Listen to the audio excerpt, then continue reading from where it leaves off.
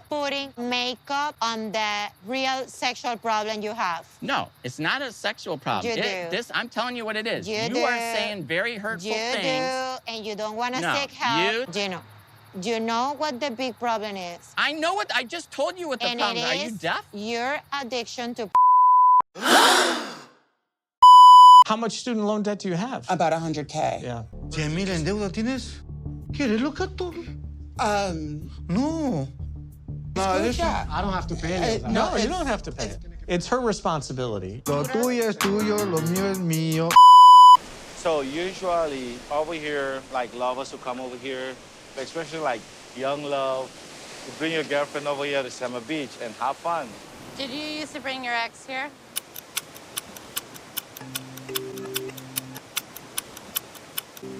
I mean, we're meeting right here, so now I'm like... Come on.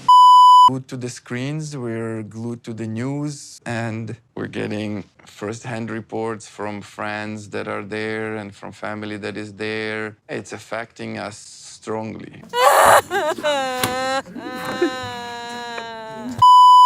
Hey, welcome back to 90 Fiance. So I'm cutting this episode in half. So in this video, we're gonna do Jasmine and Gino, Alexei and Loren, Manuel and Ashley, and Emily and Kobe. And then tomorrow I'll do Patrick and Thais, Michael and Angela, and Rob and Sophie. Okay, so let's start off with Jasmine. Okay, so Jasmine isn't talking to Gino. We know why. He asked Jasmine if they can have a positive experience with his family because they're doing like a whole family reunion thing. And she doesn't even respond. And then they head into the restaurant. He opens the door for her and she just opens the second one to get in.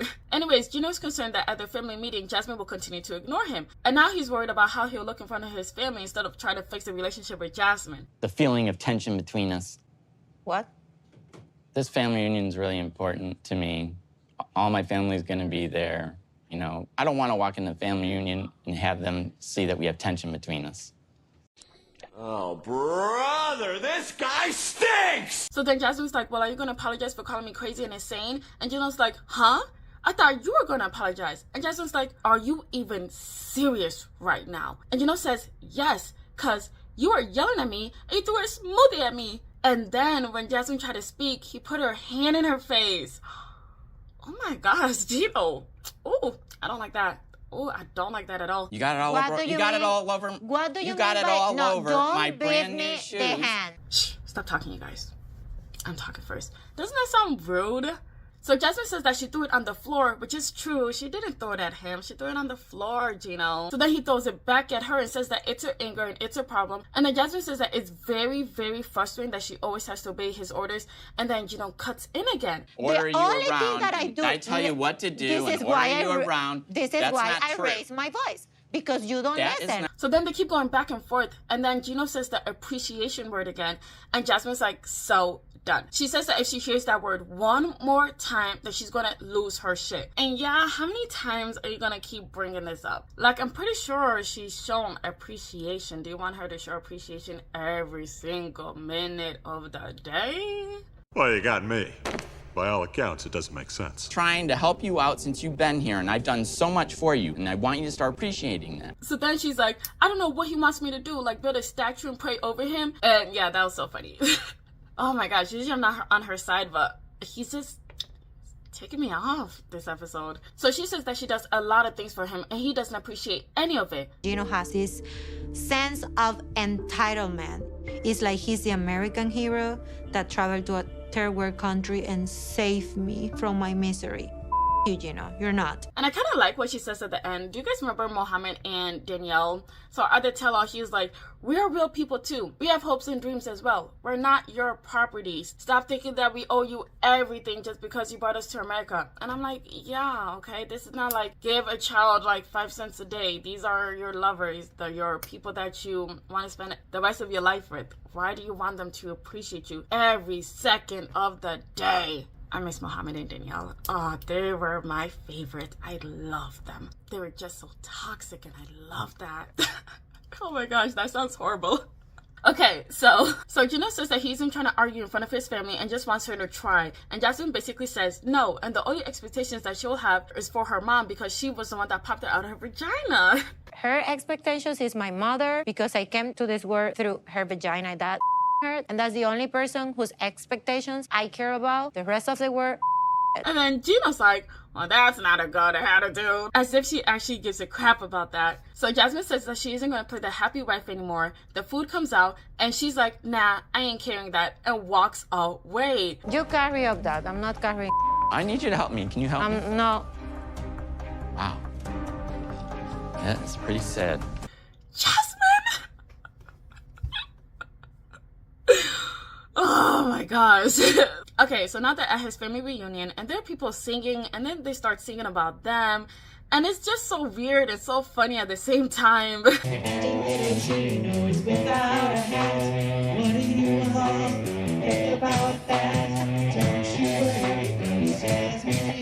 So Gino says that it's a tradition to play Italian music at the reunion. And I was like, that's Italian music? And Jasmine's like, it's not. And oh my gosh, you guys, I'm not even playing when I say this, but his frown like genuinely scares me. Like horror movie type of scares me. I'm not an expert, but that's not Italian music playing. So Jasmine tells us that she only came to the reunion for Uncle Marco and not for Gino. And Gino doesn't like that one bit. So then they asked her what she did for her birthday, and she said that she went to Miami. And then I was like, oh, you love Miami, don't you? And Jasmine says, yes, she does. And without them even asking, she starts talking about how she's been going through a lot of things. And Gino's face is like, uh-oh. I'm gonna be honest, I've been going through a lot lately, and then she brings up wanting to do a pageant, but Gino told her no because of the money. And Gino's like, no, I didn't say that. I said we need to try and get money. And somebody asked how much is it, and he said $1,200. And then somebody else says, that's not too bad. But I actually think that is too bad because that's $1,200, okay? Add another $3,800 to it, boom, he can bring her kids over to America. Plus, also, that's just to get into the pageant. You gotta also think about the dress, the outfits, the makeup, always getting your nails done and everything like that. It's gonna add up. It's a very expensive hobby. Anyways, Jasmine airs out all of their problems, and I'm like, girl, shut up. Like, I get it, but that's between you guys thing. Positive day, don't be negative and arguing and showing tension. You know, I'm sorry, Gino, but I'm not gonna sit here in front of your family because you asked me to and tell them like everything is going well, because that's not the reality. So then Gino says his part, saying that she says that he controls her when he doesn't. And Jasmine's like, I used to be so independent in Panama, and now that I'm here, I have to ask him for everything. And surprisingly, everybody's on Jasmine's side. Like, I get some of the points that she's making, but I generally didn't think everybody would be on her side. I thought they would like stick with Gino and whatever Gino says, you know? It could be a lot, but she actually flew from Panama to the United States to live here. So driving her to the gym really isn't that.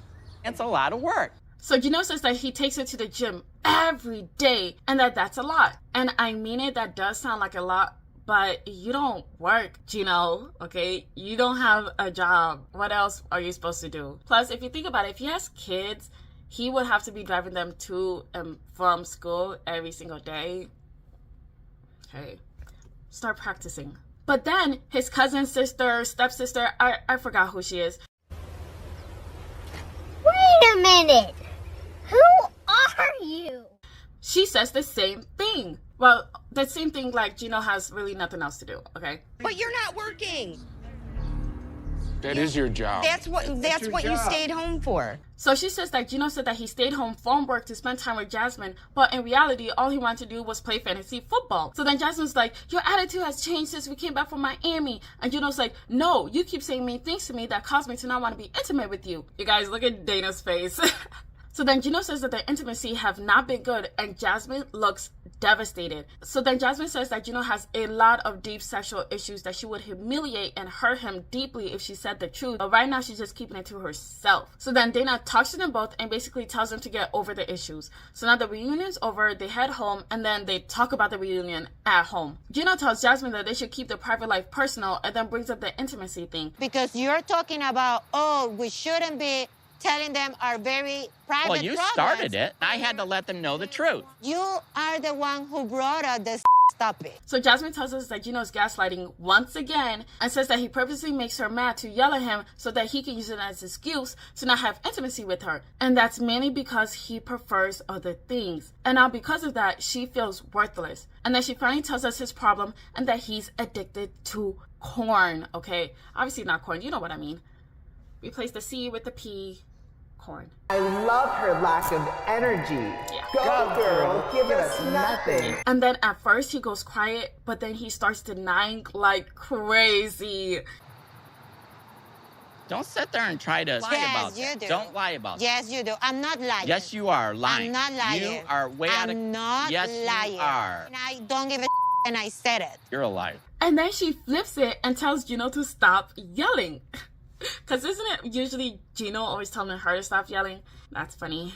So then Jasmine says that in the past, she told him that she wanted to be intimate, and he would say that he couldn't wait for her and he would just finish on his own. And then she's like, I get why you didn't marry someone from your culture, because an American person wouldn't have dealt with this, and I won't either. And then Gino leaves.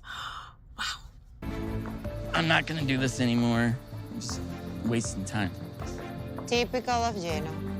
Okay, now for Ashley and Manuel. So they're going to go see a lawyer for their post-nup. Manuel says that he wants this to work out because he thinks it's too much, which I think is a lie. He just wants it to work out for his green card so then he can dip after, okay? He ain't slick, Manuel. We know what you're trying to do. So then they meet up with the lawyer. He asks why a post-nup, and she basically said that this guy can't be trusted. And Manuel's like, I should be worried because she keeps spending money. So then we find out that she has an online business as a spiritualist, and if it's not for a post-nup, then he's entitled to half of their earnings if they split up. And because of that, Ashley's like, hell no. I have put my blood, sweat, and tears in my business, and I don't want him to have any of it. So then Manuel's like, she likes to spend money, whereas I like to save. And so the lawyer's like, without the post-nup, she is entitled to half of your savings, and you're obligated to pay half of her debts, as if anybody wants to do that. Which I honestly think that's like horrible. Who wants to do that? I might love you, but not that much. Then Ashley says, will he inherit half of my student loan debt? And then the lawyer's like, no, bitch, that's personal property. You're entitled to half of his savings, and he's obligated to pay for half of your debts. So he also inherited my student loan debt. You know Well, what I he mean? didn't, though. That's typically separate property. Like, she really tried to get away with that. Girl. Then we find out that she has $100,000 in debt. Okay, well, student loan debt. But still, that's a lot of money. And then Manuel's like, no! No. Calm down, Manuel. It's hers, not yours. Now I know that he's real happy about that post-nup. Lo tuyo es tuyo, lo mío es mío. So then Manuel starts talking about her spending habits and says that if she gets $3,000, she spends $2,000 of it. And then he asks her how much she got saved. And then Ashley says that she saved hundreds. And Manuel's like, saved? Where? I've seen your bank account and it's empty as fuck. Y teniendo una deuda de $100,000, sigue gastando dinero en café, en uñas, en pelo, en ropa. $100,000 and you're still spending money on coffee, hair, and nails and stuff like that?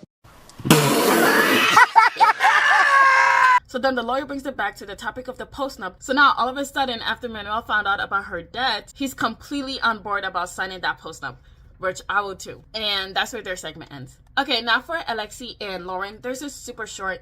So it's been 3 weeks after her surgery, but right now Alexei and his dad are watching the news because of the ongoing war in Israel. And they're especially worried because his mom and his brother are still there. So he calls his mom and she tells us that they're going through it and his dad wants to go back, but Alex and Loren told him to stay for now, but he says that he will be leaving back in about a week. And Alexei is so worried that he's actually thinking about going back home to help out with the war. I still can go and volunteer and help and do stuff, and you know, those thoughts did cross my mind for a second. And I know this might sound selfish of me to say, but I would just say stay where you're at. Don't do that. You have like a family to take care of and so on. I don't know. I definitely wouldn't go back. Lauren says that she's against it, but she understands where he's coming from. And that's where their segment ends. Now for Emily and Kobe. So they're on the way to meet up with his ex. Emily's like, she just wants to hear her side of the story. And Kobe's upset because she feels like she doesn't trust him. I feel like it's just important because I don't like being lied to, and I just want to really know the truth about what happened. But Emmy says that she just wants to get to the bottom of it because she thought that they broke up before they got together. But Valerie, Kobe's friend, is like, nah, they were still together and Kobe didn't leave her until after he got Emily pregnant. So then they go to a part of the beach where lovers usually go. And Emily's like, oh, well, did you bring your girlfriend here? And Kobe's like, oh, come on. So usually over here, like lovers who come over here, especially like young love, bring your girlfriend over here to Summer Beach and have fun. Did you used to bring your ex here? I mean, we're meeting her here, so now I'm like... come on. And to be honest, why is that the meeting place? Like, you guys literally could have picked anywhere else. So why did you guys pick there? That's just weird. So then they sit down and Emily's like, oh, come on. If it was the other way around, you wouldn't try to find out? And he said, no, I will take your word for it. And then Emily's like, well, what if I was lying? Emily, please. And then Kobe says that he would then find out for himself. And Emily's like, well, that's exactly what I'm trying to do right now. Finding out for myself too. And then we see two people walking behind them, and that's where this segment ends. Okay, so that's the end of this video. Thank you so much for watching. Please like and subscribe. Please leave your thoughts in the comments below. Bye!